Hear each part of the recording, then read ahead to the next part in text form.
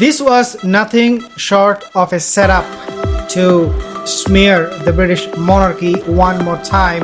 And after seeing how Meghan Markle was able to create this buzz, this whole world, when they paid attention to Meghan, what she has to say about the British monarchy, I think this is also becoming a catalyst. Meghan's interview has become a catalyst for future people to come up with similar claim of racism against the British monarch. Now, a growing number of people, they are now actually calling for the reinstatement of Lady Susan. Let's take a look at some of these comments. They are asking the British monarchy to do proper investigation and reinstate Lady Susan. So the first one, I actually am reading this from a different YouTube channel. I'm not going to be mentioning it, but I'm reading these comments that are supporting Lady Susan. I think Lady Hussey is correct to stay silent and keep her dignity. Remember, Lady Susan, she was being accused of racism, just like Meghan did to the whole monarchy, that they're racist. This is exactly what is happening right now. So anything she would say as a explanation would be ridiculed in the media. And she did the right thing, because as we know, Fulani, she accused Lady Susan of being racist. And we know that Lady Susan, she worked for the monarchy for almost 62 years, guys. Look at how she has been treated thus far. This is not for the first time an activist has been tried to embarrass and humiliate a prominent white person, and it won't stop. So this is coming from FREP.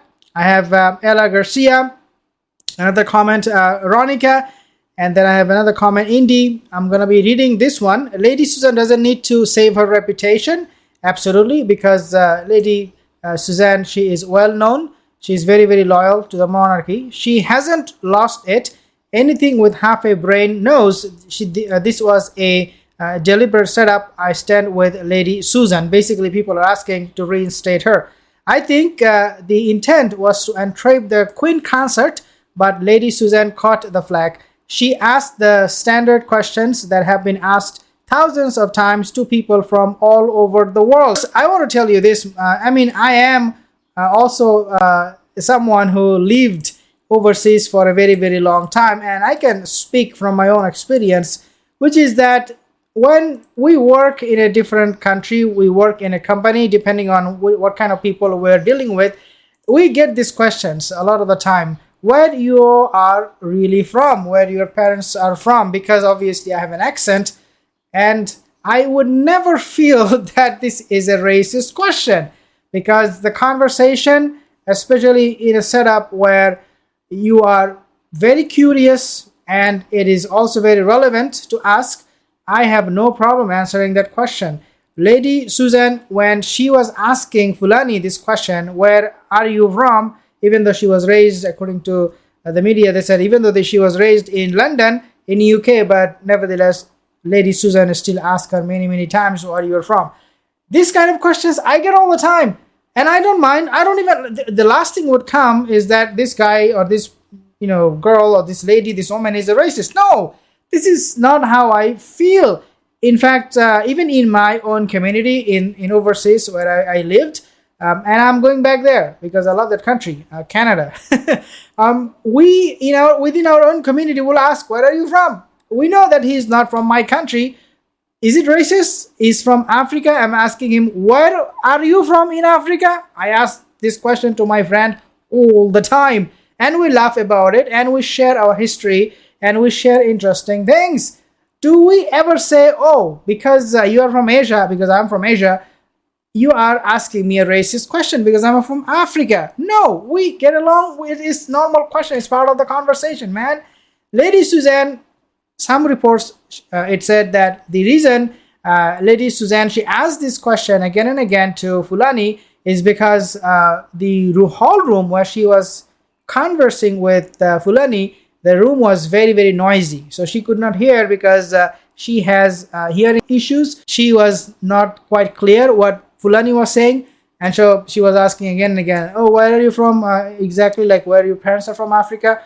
And voila, this setup, like, I don't know if Fulani would want Lady Susan to be fired or be, losing her job and, losing all her really reputation, because she served the monarchy for so long, and within a blink of an eye, it looks like it's all gone. And this is very, very unfortunate. We need to support Lady Susan.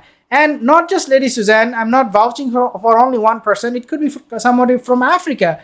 Anybody who is a victim of this kind of setup, trap, we need to speak for them. And this is why we speak for the monarchy against Meghan. I don't often comment, but my feelings go out to Lady Susan. She has served the crown and devoutly, and to be tossed under the bus with very little investigation or right of reply is absolutely shameful. I agree wholeheartedly that this would never have happened under Her Majesty's reign. And I cannot agree more on this, because it is so true that if the Queen, she was alive, obviously she would have dealt with this matter very, very differently. She would not have, given in just like that. And I'm quite appalled and very, very upset at the same time that Prince William and the King, they actually, without doing any further investigation and looking into the matter, what really happened, they decided just to offer, Lady Susan to resign or fire her.